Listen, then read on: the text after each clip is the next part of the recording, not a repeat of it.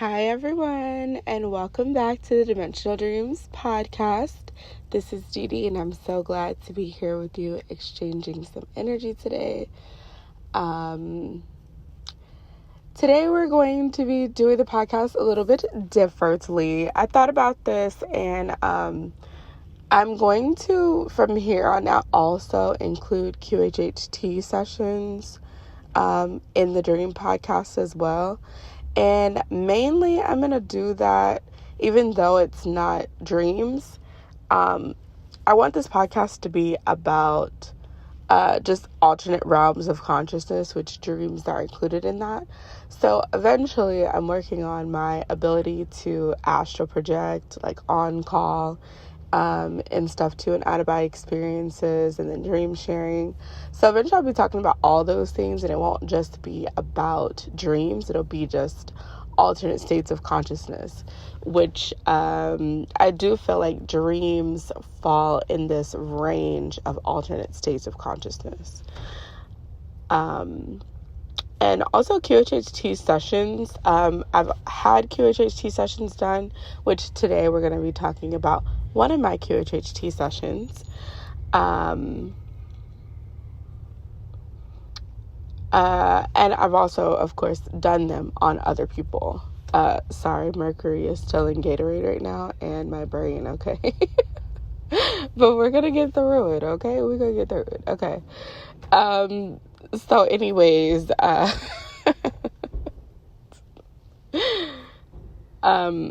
let me refocus myself. Okay.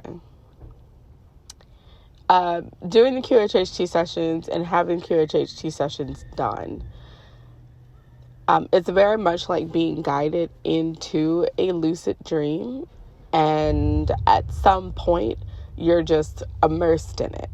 Now, some people I have found, especially now, they are awake during a lot of it, and so how it appears to them is almost like a memory. But the QHHT is very similar in dreams, where all of them kind of share commonality, actually, dreams, memories, and QHHT, is that someone is kind of thrown into the middle of a scene. So it's not like, doesn't usually start with like the beginning of the day and waking up in the morning. It's like someone is already in the middle of a scene. We're figuring out what's going on, and they are reliving the memory. And so it's kind of choppy in that sense of like, you know, when you're in a dream, you're just kind of in the middle of it and something is going on. Do you know what I'm saying? Like, it's not like an introduction, like, hey, your dream is about to start now. And we're going to show you the first part of the day, but then we're going to highlight what's really important. You're just kind of in the middle of it, and then you're kind of figuring out what's going on. And then people who are awake during the session, it's very much like dreams where you are overlooking yourself and watching yourself play out something. And so you're more of the observer of the reality. Now, I do feel like in QHHT, it's like a skill to be able to figure out how to get that person out of observer and actually into the scene. I've played around with that some, and it has gotten them closer to the person, but not all the way in yet. And so I'm still playing around with that in general. So it's all just different variations of conscious awareness outside of just this consistent reality, this consistent linear life that we're living. So anyways, that's like a long oh, it's 10:47. Fun. I have a guide, and he's associated to 147. So that's really fun. I always like when the numbers add up, because yesterday I posted about Creature from the Black Lagoon. So that would be something to check out. And that was at 10:17. And it reminded me that I said I was going to do this podcast next, because I ended up having this QHHT session on October 17th. And so I was like, oh, okay, perfect. Let me make sure that I do that podcast and stick to doing that one. So All of that to say, hi, we're going to be talking about DeeDee's second QHHT session. So this is not a session I did on someone. This is a session that I had done on me. Okay. And I'm actually going to start this off. I'm going to start it off a little bit out of order. So I'm going to talk about an experience that I had after this session. And then I'm going to talk about the session itself. And then after that, I'll talk about what I learned about the session. And I want to start it off with this experience that I had after the session, just to let you know that, sometimes in these sessions, people can be awake and very lucid of what's going on. And for a lot of reasons, it can feel like they're making things up. During my session, I was pretty well aware, except for one thing that I'll talk about later. And so I was seeing things, and in general, I just trust what's going on. So I wasn't, when I woke up, I didn't feel like I was making it up. Maybe some of the higher self questions that were being asked, I felt like I wasn't exactly sure if that was the answer. But anyways, afterwards, I ended up having this experience that I'm going to talk about. And as I talk about the actual session, it will make sense. So I'm doing a little bit out of order for a reason, to be like, this is actually based in reality. And these QHHT sessions are very, very deep. And there's a lot of things that we don't really understand about reality. And the truth seems to always be a lot stranger than fiction. Okay. So this experience happened. I am not exactly sure exactly when this happened. I believe that it was kind of like that weird area of like September 2020. So this was at least a year after I had this session. Okay, and it was actually coming on my third QHHT session when I actually got this information that connected back to my second QHHT session. So it's very interesting how it was starting to kind of quantumly entangle. Okay, so yeah, this was so interesting. So I think it was September, and I ended up deleting all of the information, all of my dreams from this time period, everything, which is very interesting. But anyways, so in September, I believe, could have been October, could have been November, but I feel like it was September. Ray and I were, of course, still staying in the hotels. And there was a day where, a lot of days start out like any other day, and there's not necessarily this big old clue that something huge is going to happen that day, right? But how you can start to tell when something big is going to happen, or probably something big has the opportunity to happen, right? Because we have free will. And so like you meeting up with someone else for something to happen takes two players here. It takes you and the other person showing up at the right place at the right time. Okay, so this day started off differently because Ray and I decided to get out of the hotel. We're still staying at the hotel at the time. We decided to get out of the hotel and go on a little date, okay? And, just as you can imagine, with 5 kids living in a hotel and stuff, limited funds, that I won't say that it wasn't easy to do. I wouldn't say that, but it just was not a priority at the time. And then, energy levels and all these different things. So anyways, it started out with us going on this date. And when we got back, this date pushed back our normal schedule of how we would, switch time on and off for us to get our time throughout the day. So, we would have kind of time shifts, which we still have now, time slots, where, I get a point, a time slot to go and do my thing, get some time to myself, get some work done. Like right now I'm getting my podcast done. It's like a lot of things to fit into like a 3 to 4 hour time slot. Ray, most of his time slots he uses to go and perform music and stuff. And so anyways, it pushed back our time slots. And so with that pushing back, I ended up in a place, not just a place, I ended up in the elevator at a time period that I'm usually not in the elevator. And during that time period, why it's more significant, even though it might seem small, but it's not really small. It's really significant, because sometimes, like, you have things that you're doing on a day-to-day basis, and it constantly puts you in a particular place. And so when you go, let's say, like, off the path in a new direction, and you're in a different place than you usually are, you get introduced to new people, new things. Like, every time I see a dead bird, that's like my sign that we're gonna move. And most of the time, up until recently, so it's been like 2 or 3 years, I've been seeing these dead birds that represent that Ray and I are going to be moving. Most of the time, all of the time, up until literally like last week, I saw one. Earlier this week, I saw one. Every time I saw that bird, it was always in a place that I don't usually go. And not a place that, like, I don't go as far as I never go to that place. But like, for example, I feel like I'm over-explaining this, but it's a lot of information. It's also an energy signature that is coming through. So it's always a place that I go. Like, say I go to Whole Foods, okay? But it's never in a place that I actually sit in. Like, in Whole Foods, there's a place that I always sit. Sometimes I can be very much a creature of habit. So there's a specific spot that I like to sit in. There's a specific level of Whole Foods that I like to sit in.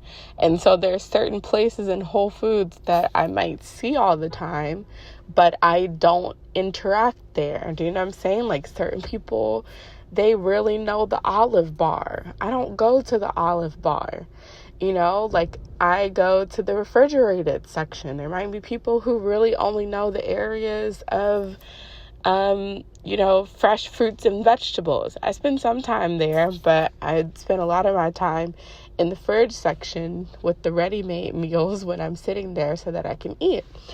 Like, I'm a shorter person, so I usually sit at the short tables. I'm not over by the tall tables with the bar stools and stuff, because it's uncomfortable. Do you know what I'm saying? And so anyways, my point is, I was on the elevator at a time that I'm not usually on the elevator, and I figured that there must be somebody in the elevator that I'm going to meet, or someone around this time period that I'm going to meet, because my schedule is off. And as of now, being on the spiritual journey long enough, I realize when there are delays with things, or things are happening strangely or a little bit different than what I expect, it's usually purposeful, because there's somebody that I'm going to be meeting up with. Okay. So anyways, I get on the elevator with the baby, because I have him for a period in time with the baby. And there's this guy on the elevator. And he is clearly from Texas. And it's so funny, because it's like, Texas has a signature. Like, people from New Orleans, Ray and I were talking about this with some family yesterday, about how, New Orleans has a very unique signature. Anywhere you go in the U.S., overseas, wherever you go, somebody who is really, really in New Orleans culture as well. Because I'm from New Orleans, but I don't sound like I'm from New Orleans. But that culture, you can spot them a mile away. So anyways, this guy's like clearly from Texas. And so we strike up a conversation. Not going to get too much into it, because this is real stuff. But this guy, in a roundabout way, let me know that my QHHT session was based on actual events that were going on in the 80s. Okay.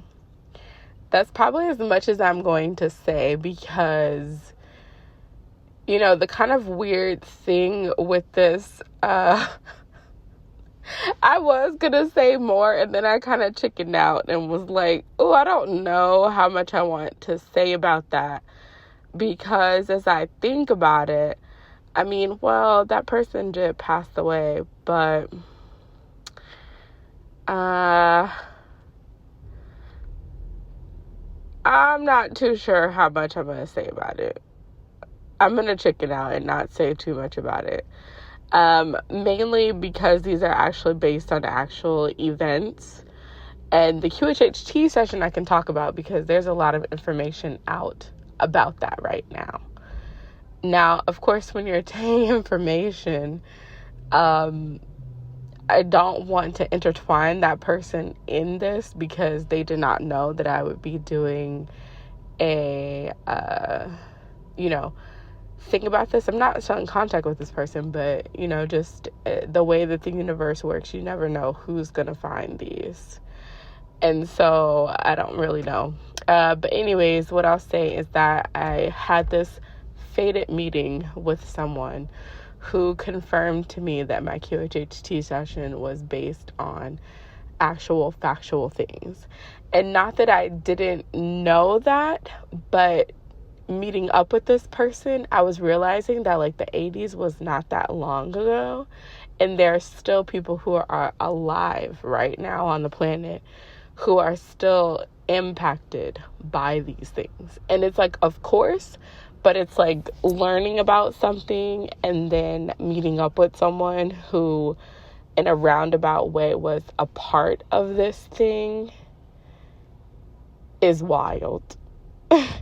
It's wild. It's like that kid with Reincarnation on Netflix. I forgot what TV show it is, but he was talking about that. He was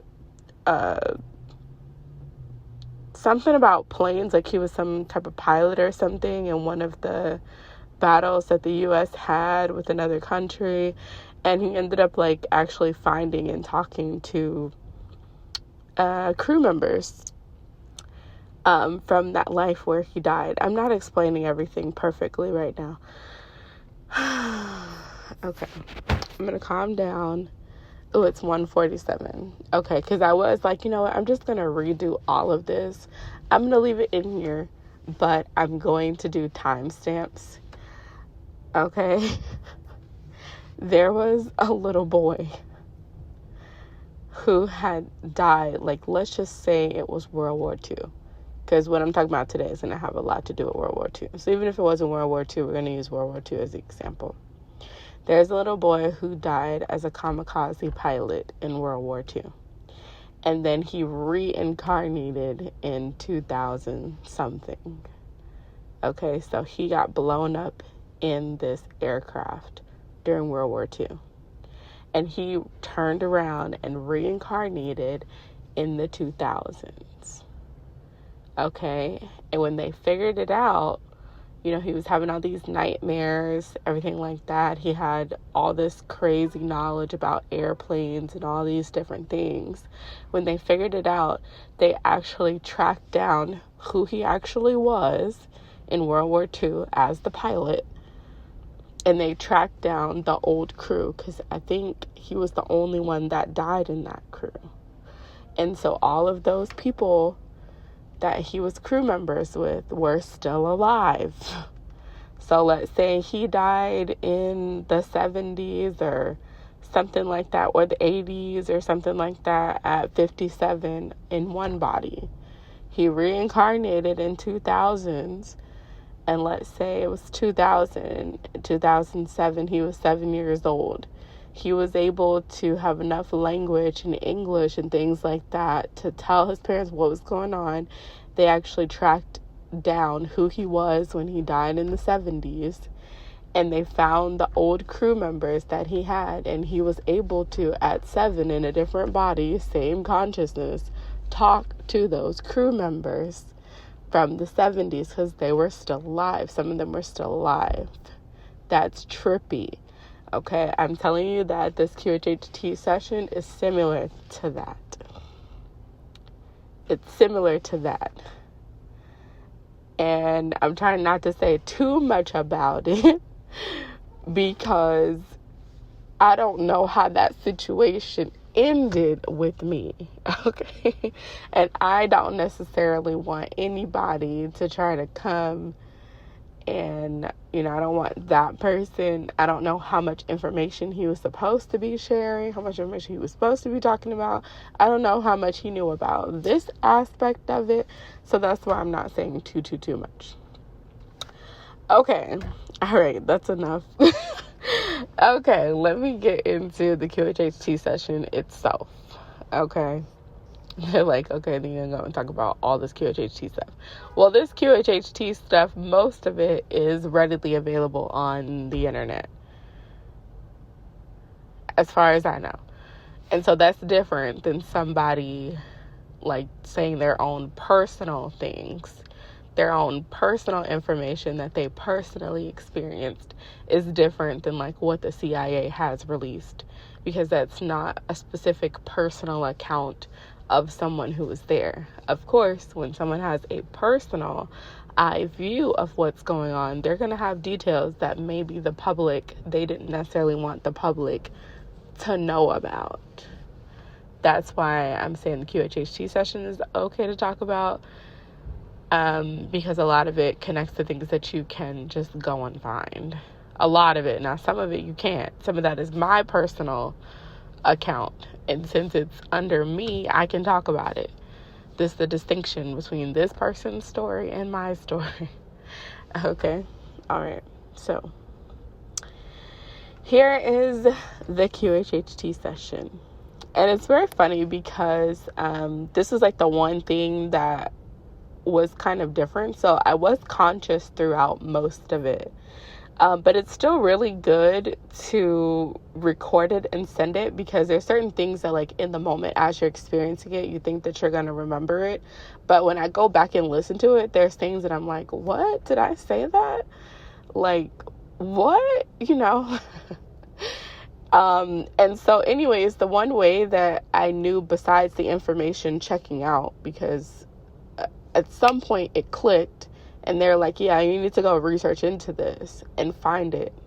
And I was like, oh, this is like an actual thing that happened that I can go and check on, because everybody doesn't have past lives where it's recorded in history.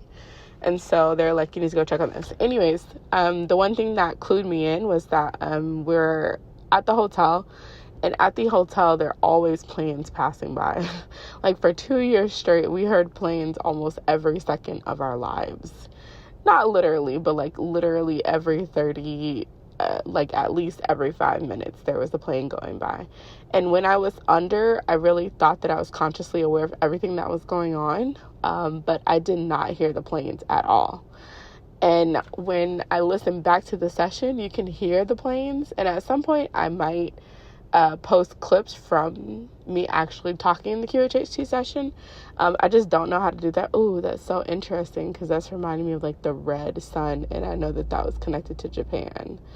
Very interesting. Okay, there's like these. Okay, anyways, let me focus. So anyways, that's how I knew that I was under a lot deeper than I thought I was, and that whatever portion of the subconscious that this method specifically talks to is just an aspect that I'm pretty much in tune with a lot.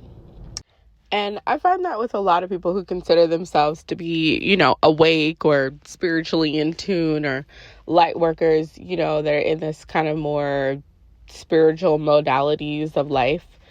So anyways, so the QHHT session starts out with me as a black jackal. And I was a shape-shifting black jackal. Now, actually, let me say this, because in Dreamtime, I've seen myself shift into a lot of different animal forms. So I won't say that, like, my default was the black jackal. I don't know that for certain.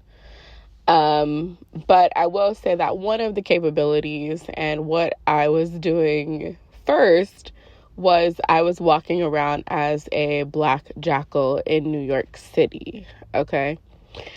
And this is like this is like the first scene and it was like already wild, okay? Because this is where she was kind of like, okay.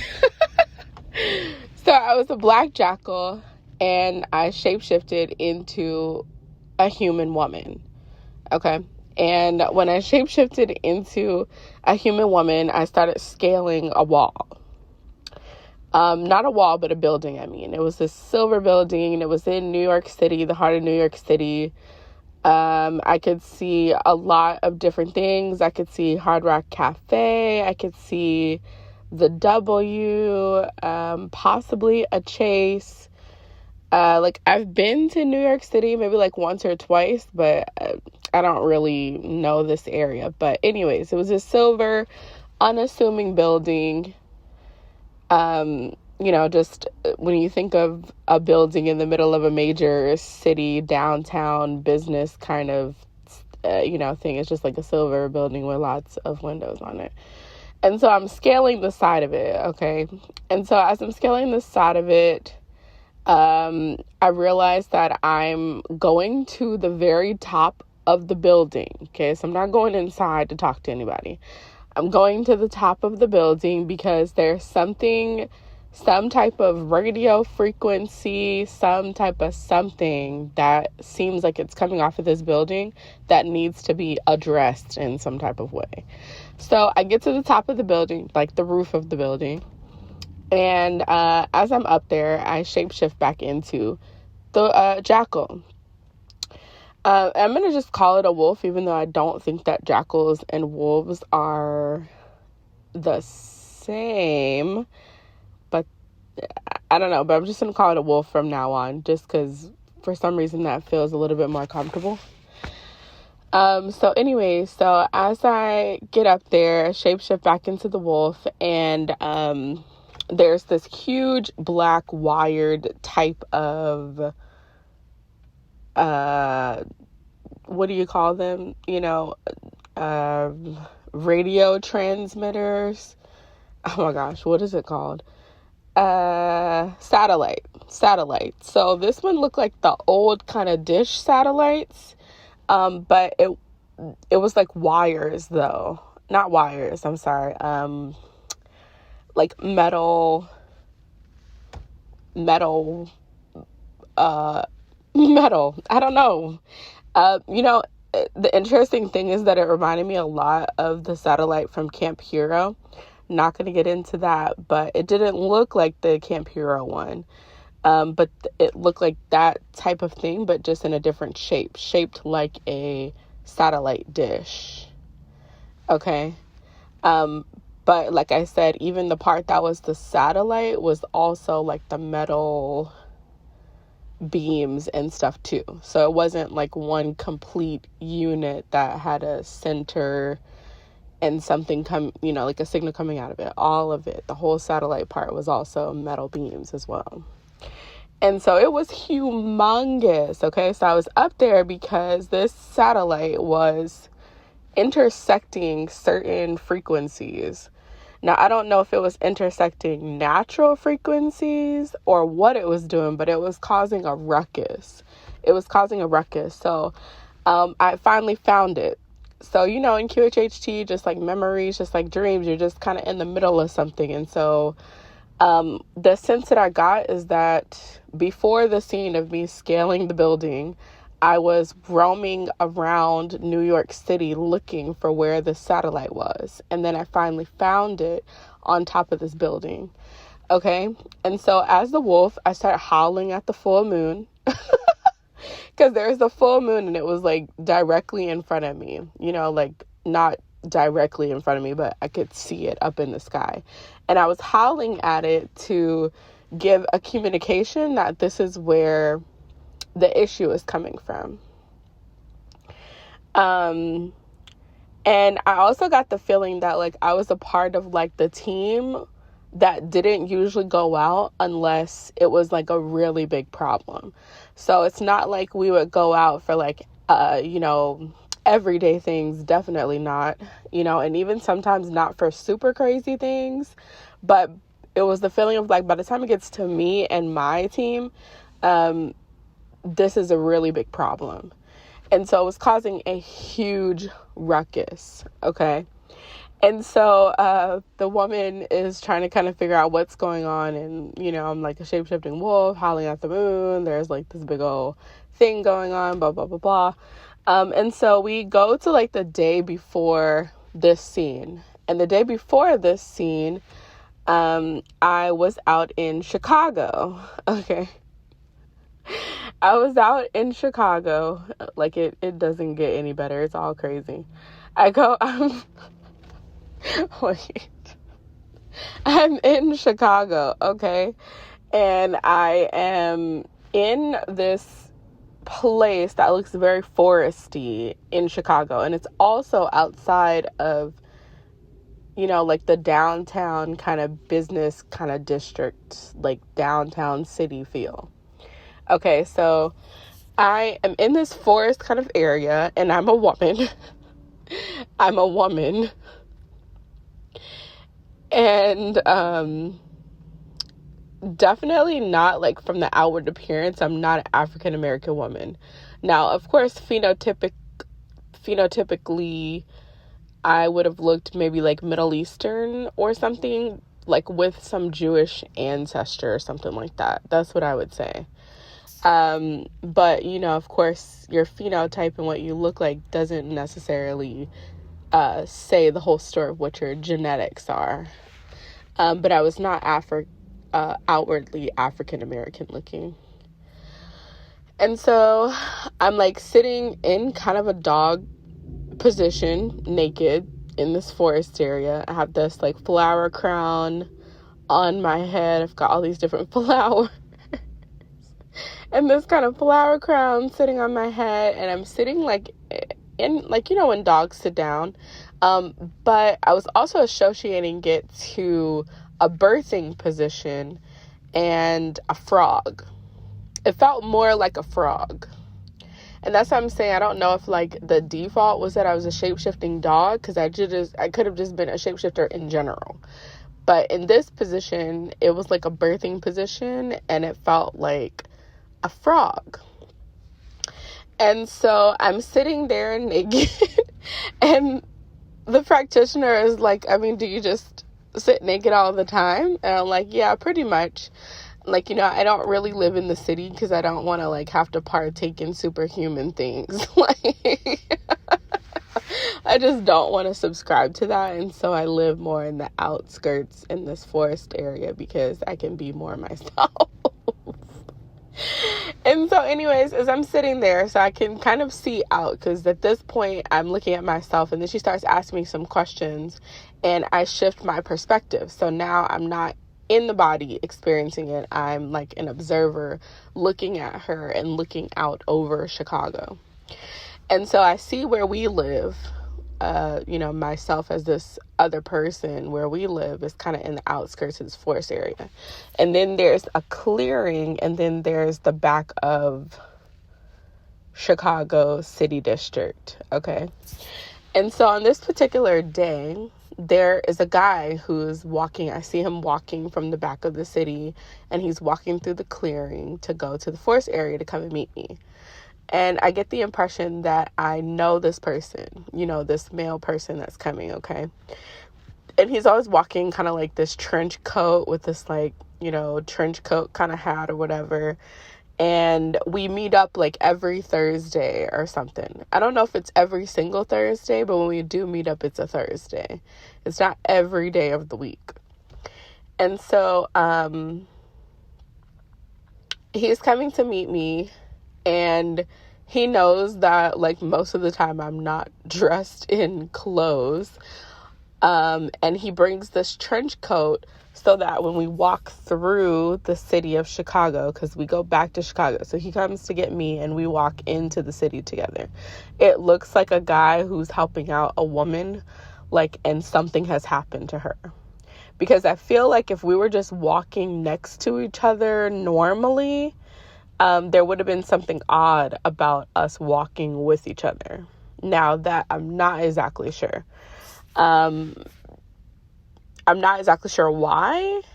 I mean, it could be the age difference, because there was definitely age difference. I was a much younger woman. But also this guy was, I actually ended up finding out who this guy was, which is a whole nother set of craziness. But it also could have been about our racial backgrounds, which I'll get into a little bit later. So anyway, so he comes and we walk into the city together, and I know that he has an apartment in the city. Okay, he has an apartment in the city in Chicago. And we go to this apartment when we meet up to talk about plans. Okay, so during this part of the session, I'm not exactly sure what these plans are. We didn't ask that question, what the plans were. And it's kind of weird because when you're in the session, it's like you can only give information about what's being asked.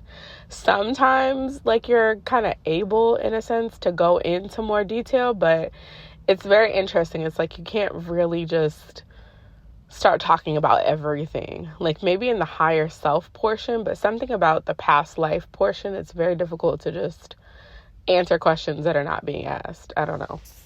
So anyways, I'm looking at the papers on the table, and what they look like were blueprints, okay? Like the blue paper, the white dashes and stuff, and blueprints to buildings.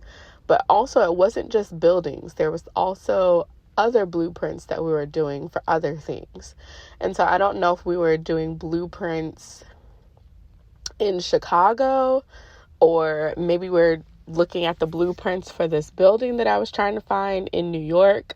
But it seemed like we were constantly looking at blueprints. So I'm not exactly sure oh my gosh, wait, that just reminded me that I missed like the very first part of the session.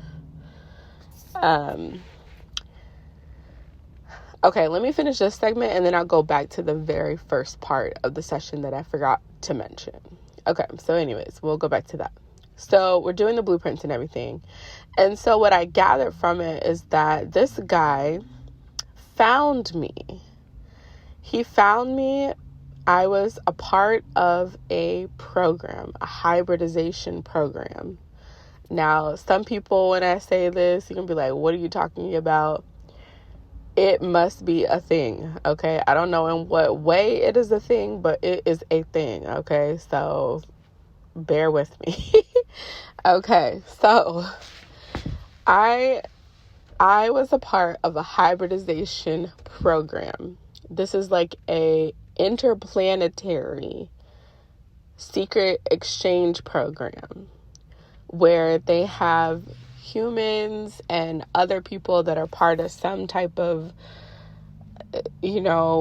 organization of interplanetary beings, like a certain alliance or something. Like there's, like we have different countries, and there's like, what's it called? Is it NATO or something? And it's supposed to be like, all of the, different countries, and they have ambassadors from different countries, and they come and talk, and then, they do world plans. Okay, this is like interplanetary. Let me make sure that NATO is the right thing, because I don't want to say that it's NATO and it's not NATO.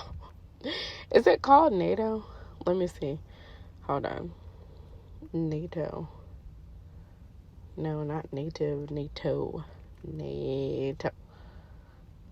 Yeah, okay, NATO. So this is like a interplanetary NATO. And so certain people, I don't know the process, how people are chosen or anything like that. I don't know anything like that, so we didn't ask those questions. But what I do know is that there are certain humans who are a part of these programs, ambassadors for Earth, and they would get to spend time in a different constellation on different planets. And then after a period in time, they would come back and report what they found, what they experienced, and things like that. It was like exchange programs for people. But of course, sometimes you find another being, y'all have, compatible parts, and babies are created. And so in this program, my father in that lifetime was from Earth, and my mother was from Cassiopeia. from that system. So not the Milky Way, but Cassiopeia. Now, I can't remember if the planet or system we lived on, I can't remember the name of it and everything like that. But I do remember that there were, structures. There's like counterparts to food, counterparts to mountains and water. But it seemed like a lot of that stuff was like water and air and like plasma type of things. And their color spectrum was more like blue, purplish, pink kind of vibes. But we didn't spend too much time in that either. But anyways, I was this type of being. And so in the exchange program, when you had a person who was made up of different components that comes to Earth, it would seem like they have quote unquote superhuman abilities. But it's not really superhuman abilities. It's that their DNA makeup is made up of different, I don't know how to describe this really, but we'll say like different chemicals come together in a part of DNA of different beings in different parts. And so Earth is like a more dense atmosphere. And so when you bring a being who has DNA and certain chemical reactions to Earth that's more dense, they're just able to do other stuff because their body is already fashioned for a less dense reality. I don't know exactly how to explain that other than, New Orleans is below sea level. Okay, and so when you go to a higher sea level, like Colorado or even out here in Arizona, it's 1,000 feet above sea level. Your capacity to breathe, coming from New Orleans, we had to figure it out. But then, like, if I ever go back to New Orleans, it'll be a lot easier for me to breathe in New Orleans because I'm already used to breathing at a higher altitude. It's very comparable to that, okay? And so anyways, so I could exhibit things that seemed superhuman on Earth, like changing my molecular structure to something else to mimic another thing. It's kind of like a chameleon, but not just color. You could also change your body. So anyways, I don't know if everybody had that ability, but I had that ability definitely. And so of course I was a part of governmental, projects and stuff like that. Now I was also very young. Okay. Very, very young. And so anyways, something happened. I don't know exactly what happened, but something happened to where I got wind of something and I didn't appreciate it. And so I ended up going rogue. And so I ended up hiding out in Chicago. And I don't know how long I was there. I don't know if that was the first place I hid out, but this guy found me, got wind of me, and we started working together. Okay. Now I will say that I don't know this for a fact, but I'm pretty sure that we had plans together on how to get certain humans to Jupiter. Now, when I talk about this person, he made plans on how to get people to Mars, but I'm pretty sure what I remember is that we were doing plans on how to get people to Jupiter, okay, to like actual planet Jupiter, okay. And so anyways, also in here, I think we ended up going back to a memory of before I met this guy, before I went rogue. One thing that popped up was there was some type of thing when I was working with the government. There was some type of thing that happened out in Philadelphia with a big old oil tanker, like an oil rig.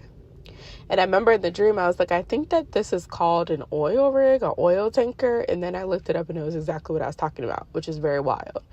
And so anyways, there's this private company that had oil rigs or whatever. And they were working with somebody in the Middle East, a group in the Middle East, where they were smuggling in some type of substance from the Middle East into the U.S., okay? And one of the oil rigs, something happened to it.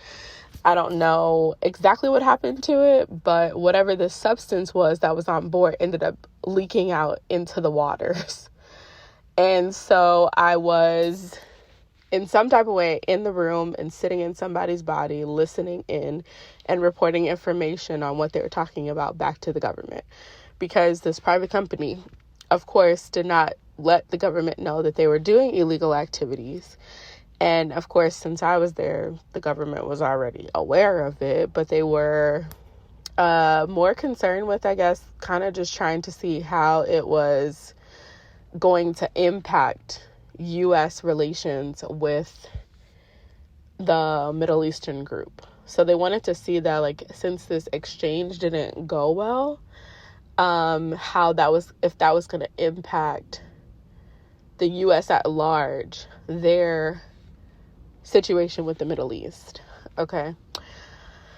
And I know that the substance was something like a type of sand or something, and there was some type of, I don't know exactly how to describe this, but like some type of sand from a sacred site that they believed had some type of properties. And that's why they were working with a specific group in the Middle East, because they were over this sacred site or had access to the sacred site to get this sand that was supposed to do something. So that's what they were smuggling in. And so when it spilled into the water, we didn't know how that was going to impact the relationship with the Middle East. And then what that sand, if it was going to do something, how that was going to impact the water system too.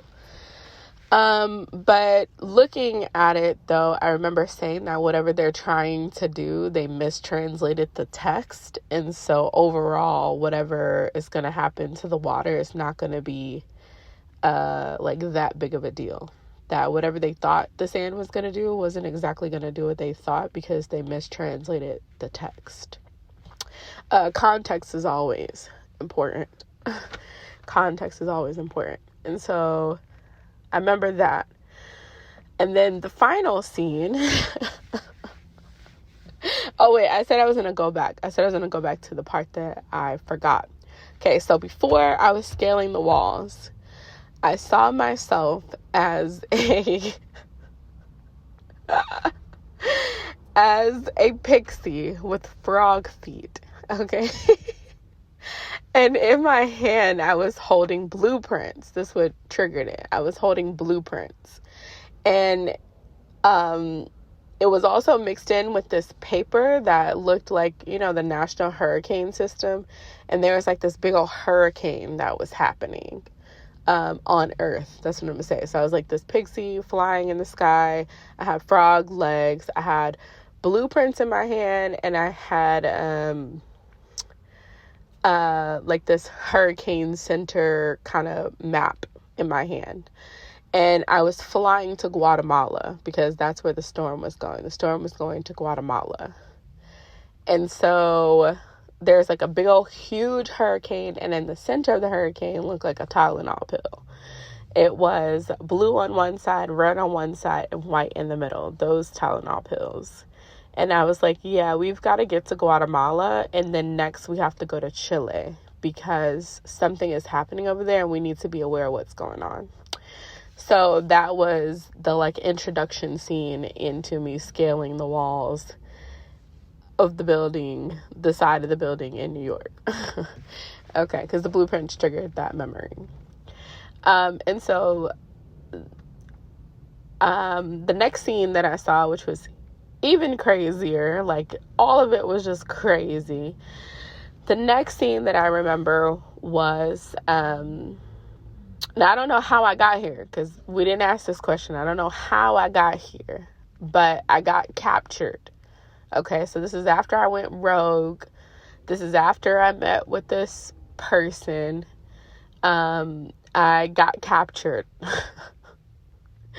Now it's funny because I didn't find out until later after the session where I actually was, because I assumed that I was in the U.S. captured, but that turned out not to be the case. So anyways, I was in this facility, And there was this huge,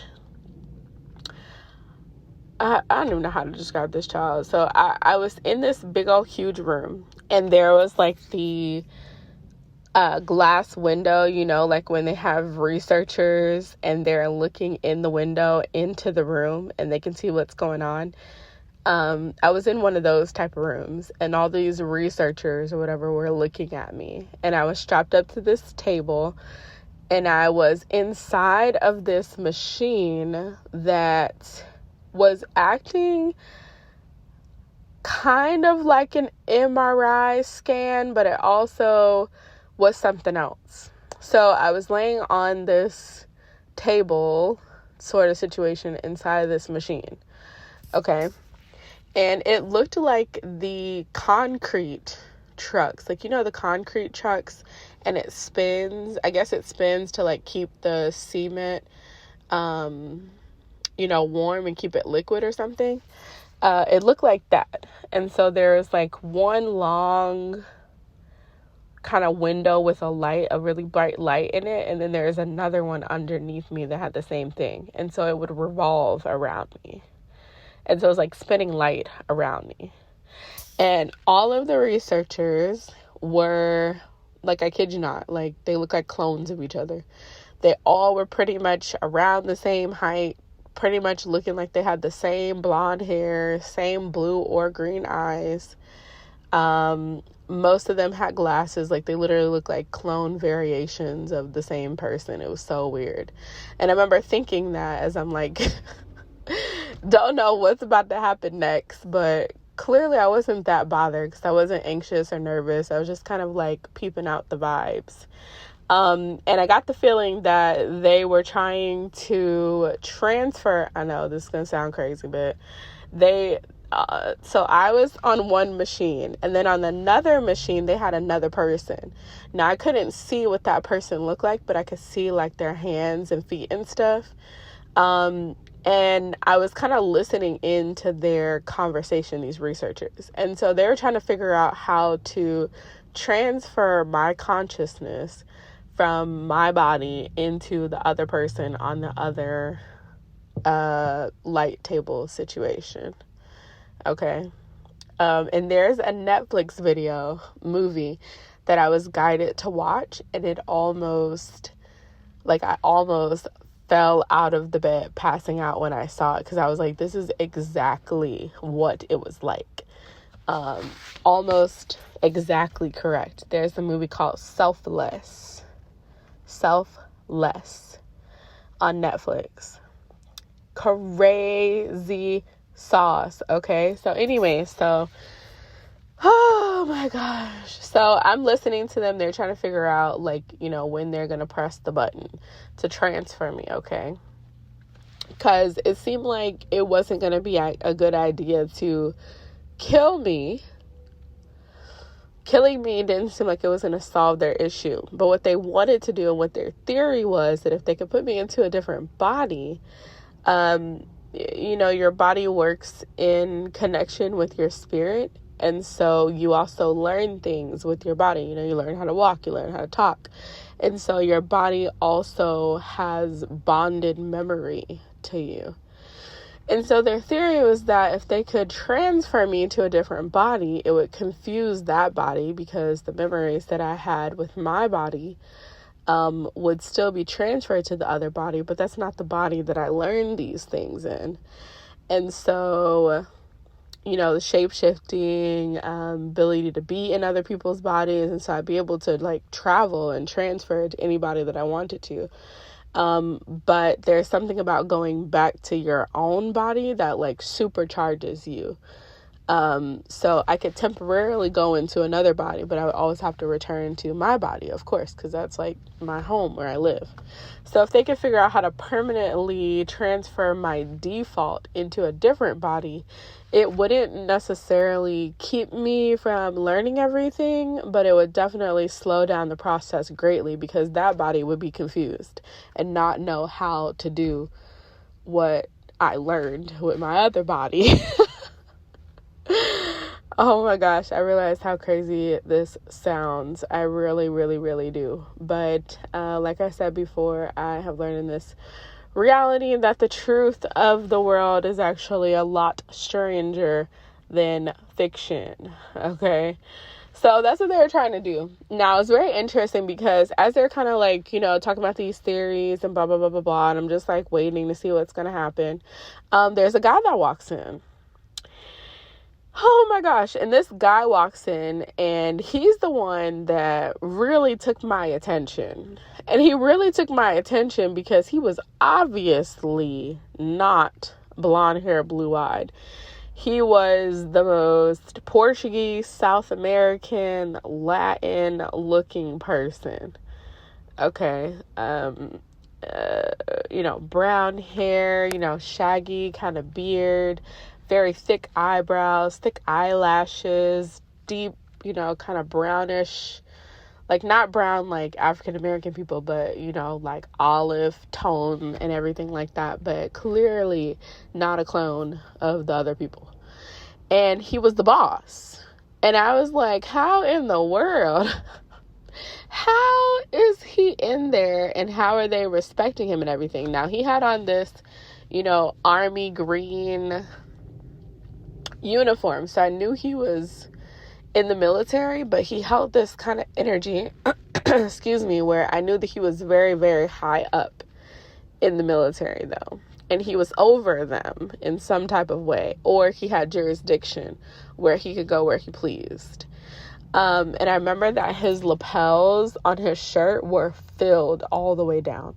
He had so many pins, like you'll see people and they have like pins, like purple hearts and stuff like that. He had so many pins on his jacket. I was just like, okay, he's like the Boy Scout of the government. Like he has gotten so much stuff done. I'm like, okay, and why is he here? Why does he have a vested interest in that? And so anyways, they like turn on the button and they start the process and I'm out of body. So that happened pretty quickly. Like when the lights or whatever that machine was started moving, I was out of body immediately. Now, I'm probably going to skip over that part. But we will say that the transfer did not happen, at least not in that moment, because clearly, if I think about it logically, I'm in a body again.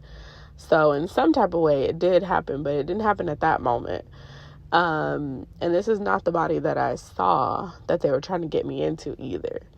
Now, the interesting thing about this was that the guy that was coming to meet me in Chicago, I found him. And he's a German Nazi scientist, and his name was Werner von Braun. Okay, I know, crazy. Like, the story just keeps getting more interesting. Like, immediately when I saw him, I was like, this is exactly who I saw. Now, the weird thing is that they said that he died in... Hold on, let me see. Oh, that's not the right code. Hold on. I've got to unlock my phone. Hold on a second. Okay. Let me see. I think they said that he died in the 70s. Okay, yeah. So they said he died June 16, 1977 in Alexandria, Virginia. Now, what I saw was that he was very well alive in 1983 because that's when this situation happened. Now, all of these memories, I don't know if all of them happened in 1983, but and I can't remember exactly which one she asked, and she was like, what year is this? And I said, oh, we're in 1983. And it was so specific to 1983, because even after that, when we talked to the higher self, she told me that May 1985 was very, very significant, and she wouldn't give any more information to that, but she was like, 1985 is significant. Now, about a month later, I sat in meditation. I was like, I need a date. Like, give me a date because I'm like, my May 1985 is so vague. And she was like, May 6, 1985. Okay. And I don't know how I found this, but I was on bibliothecapleiades.net and I was looking for something. I don't remember what it was. I wish I did.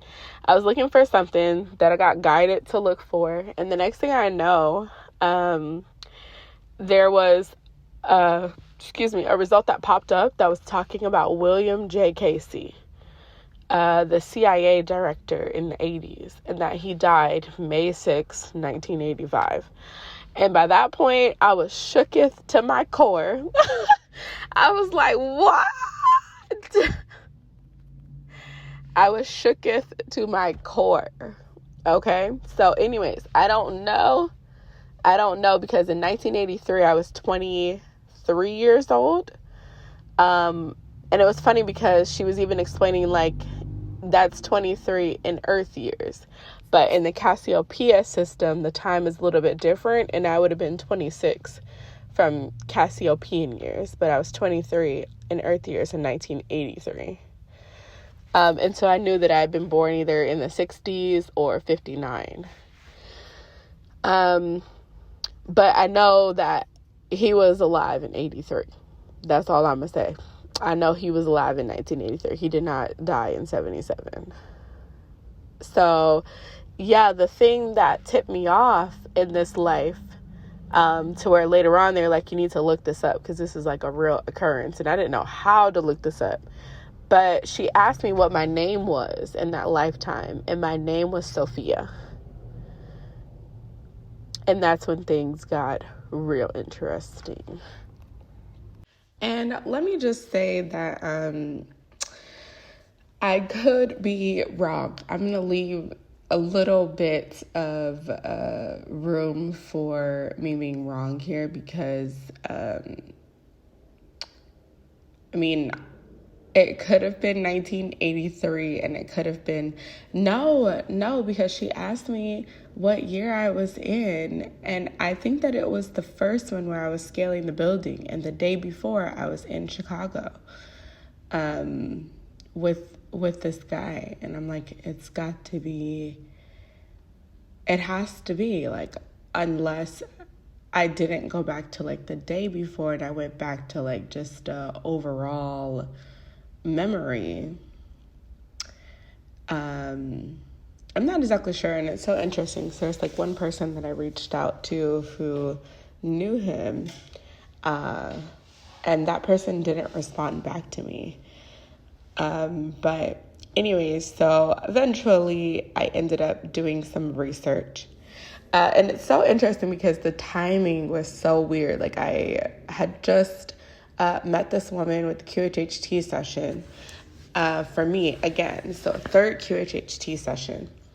And in that session, which I'll talk about, but a brief overview was I was with the German scientist again.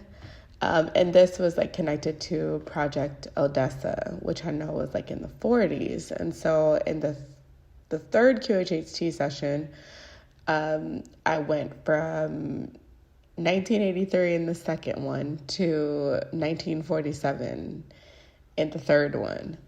And it was interesting because the woman who did my session, she was like, oh, you need to watch Man in the High Castle. Man in the High Castle will be really, really important because it talks about an alternate timeline of the Germans actually winning the war.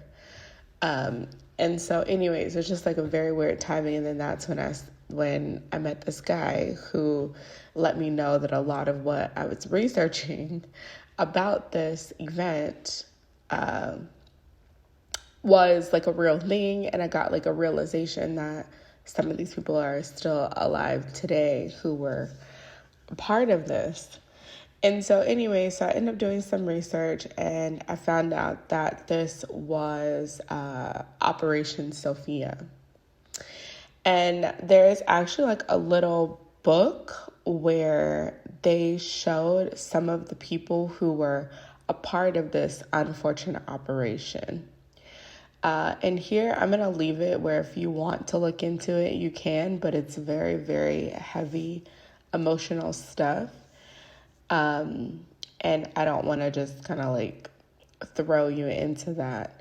But it's very heavy stuff. The government was involved with different places in South America where they were pretty much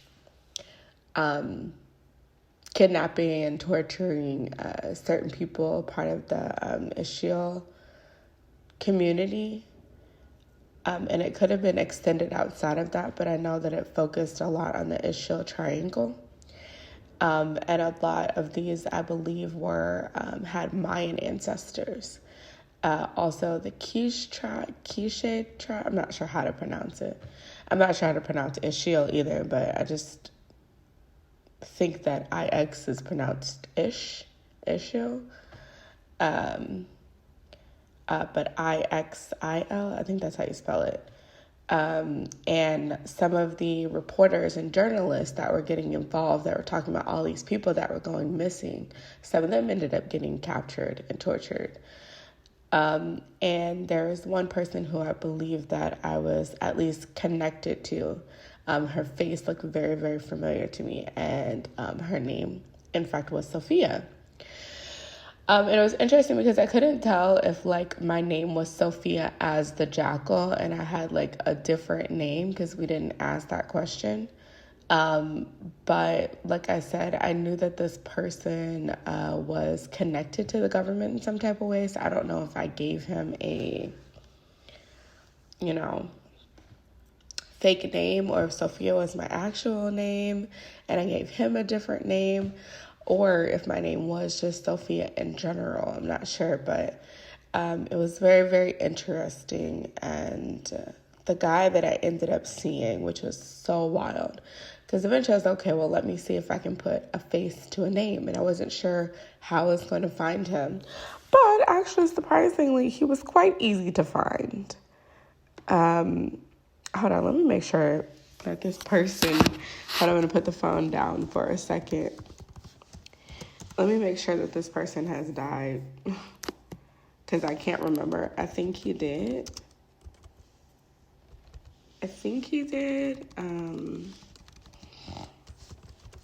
Guatemala.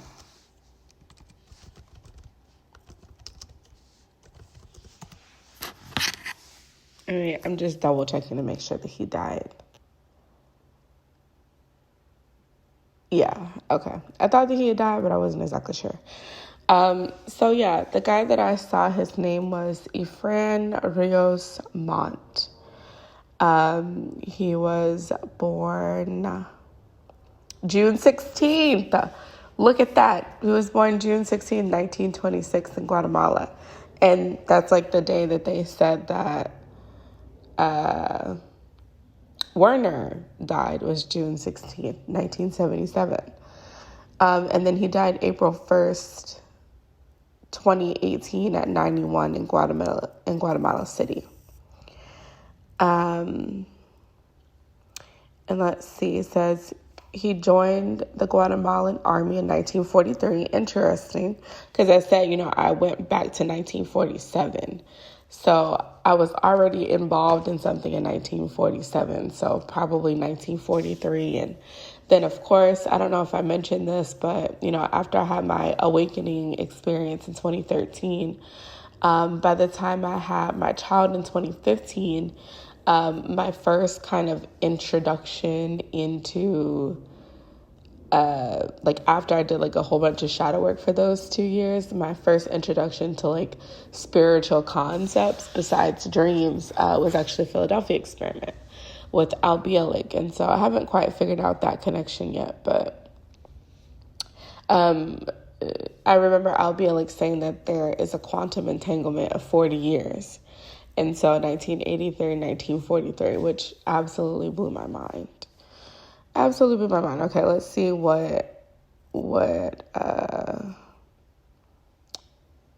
okay, so Jose Efrain Rios Montt, Guatemalan army general and politician who ruled Guatemala as the leader of the military junta and as the dictator, 1982-1983, yes. In 2013, he was tried by Guatemalan court on charges of genocide and crimes against humanity marking the first time that a former head of government was prosecuted for such crimes in a national rather than international court. His conviction and sentence of 80 years in prison were subsequently overturned by Guatemala's constitutional court. Very interesting. So it said that he joined the Guatemalan army in 1943 and rose to the rank of brigadier general. Interesting. And army chief of staff after serving as dictator of Inter-American Defense College in Washington, D.C. in 1973. He returned to Guatemala and ran unsuccessfully for president as a candidate of the National Opposition Front in 1974. Subsequently dispatched to Spain as a military attaché, which many observers interpreted as a form of forced, if paid, exile. In 1978, he found himself attracted to the evangelical teachings of California-based Christian Church of the Word, Iglesia Cristiana del Verbo, under President Fernando Romeo Lucas Garcia's new government. He was allowed to return home. Back in Guatemala, he renounced his Roman Catholic faith and became a lay preacher. The Bible had become his textbook. Believed that trust in God, my master and my Lord, alone would conquer the iniquities of political parties, which he came to regard as sick and miserable species.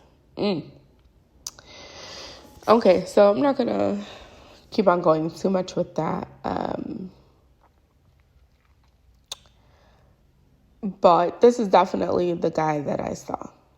And again, when I looked him up, because I didn't know how to look him up, I literally, I don't even know what, it must have took me about like a week to find him. But then I was like, okay, maybe he's obvious, maybe he's someone that's obviously in a position. And then I was like, okay, let me just look at Guatemala government, 1983. And there he was. So anyways, this was very, very wild. It was crazy. It was, especially when we talk about the third QHHT session, which will be a little bit later, and how it all connected to each other, which was so wild. And like I said, back in 2015, even the Albiolic connections and Philadelphia and all these different things, it was just wild, absolutely wild. I'm trying to think if there's anything that I want to mention before I go ahead and get off of here. Oh, yes. So I did find out, I have some Caribbean ancestry, okay? And back in 2017, and I remember this because it was coming through really, really heavy for a period in time, that there was a frog goddess of the Taino tribe named Avid. And I remembered that because back in 2015, going into 2016, I was having a lot of connections to San Francisco. And at the time, I didn't know the Montauk connections and everything with the Marina District. And that's like a whole thing in and of itself. I just got introduced to Don Juan Carlos. What is that man's name? Juan Carlos, oh my gosh, Carlos Castaneda. Carlos Castaneda. And so there was so much stuff about San Francisco, and it kept coming up in relation to remote viewing. Okay, so eventually led me to the Stargate program. Now, at that time, how I came to know about the Stargate program was based on a Reddit. Okay, so that was any time when I was doing free readings for people on Reddit. I just got into tarot and things like that. And there was a subreddit called Stargate Program. And, I probably clicked on it and read the remote viewing and stuff, but it wasn't like a serious study. Like I was just like, ooh, this sounds interesting to do. So anyways, fast forward, and I was getting all these connections to like San Francisco, the Bay Area, Marin County, Berkeley for a little bit. And I was like, I wonder what that is. And then I actually went on Instagram one day, and there was this native woman. And I don't know how she popped up on my feed, but that's usually how spirit works. Energy works is like, usually puts in front of you exactly what you need. And so anyways, I ended up asking her, and I was like, she posted something about something that was connected to San Francisco. But it also reminded me of this place in Hawaii named Paella. And she was like, I actually think who's reaching out to you. I don't know about San Francisco Bay, but there is a goddess named Avid who's a part of the Taino tribe, if you have Caribbean ancestry. And she was telling me that the lay of San Francisco is very similar to Paella. And so she was like, reach out to this energy and see. And so anyways, this was like the frog goddess. And that came up with like this fairy with frog legs. But then I had a dream, and they were like, that's part of the connection. But the other part of the connection is that there's a frog goddess in Guatemala. And so let me see what that... Now, I don't know if this is exactly her... I don't know if this is exactly her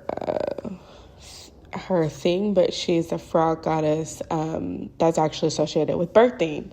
And remember, I was saying that I saw myself as this woman, even though I'm saying Middle Eastern and did I say Middle Eastern? Maybe Jewish or something, but she could have been native too. Because now I'm thinking about it, I'm like, oh, clearly maybe I could have been in Guatemala. Like, it could have been from Guatemala. But I don't know. I don't exactly know. But frog Guatemala goddess. And they actually said that they found some temples that had this frog goddess over. It was like a birthing house. Okay. So this is the Smithsonian. They always have everything. Amphibian goddess, the ritual significance of a classic Maya sweat bath in Guatemala.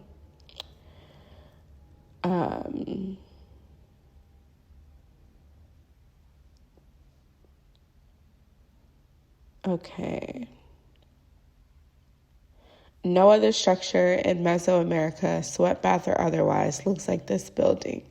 It would seem that when someone enters the front of the structure, they are entering the amphibian goddess who personified the sweat bath. Although this goddess's name remains undeciphered, proposed readings suggest she was responsible for gestation cycles, both of time and human life. Linking notions of birth to reptilian figures, however, is not uncommon among the classic Maya, as they express the verb to birth as an unpended reptilian mouth glyph. What we see at XULTUN is an example where this reptilian goddess, as well as the ideas and myths she embodied, are expressed as a physical place.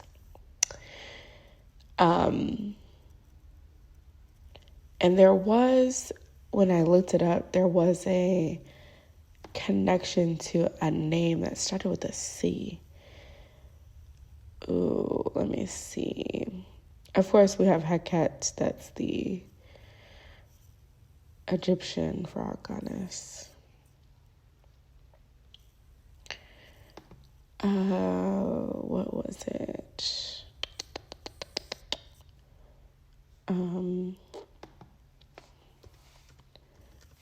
Mayan frog goddess. Let's see. They might just have it. I forgot how I found it.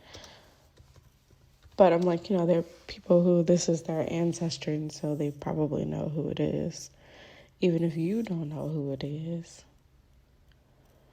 No, not the frog god. Frog goddess.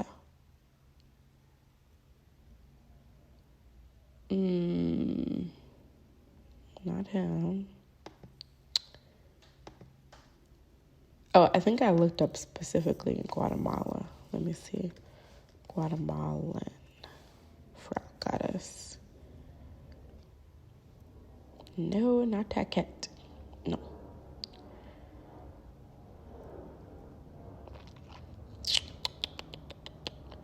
Why can't I find her name now?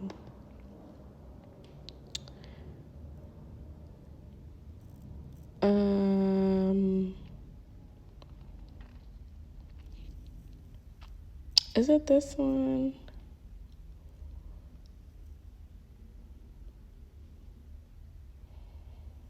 I don't know if it's that one. Okay, what I'll do is I'll just, when I find it, I'll put a link to it because I have it in my dream journal somewhere. And so when I find it, I'll post a link to it in the comments. And so you guys can check it out because I don't want to spend too much time looking for it right now. I want to make it like excessively long. But anyways, yeah, that was the story of my QHHT session. Very, very interesting, very wild.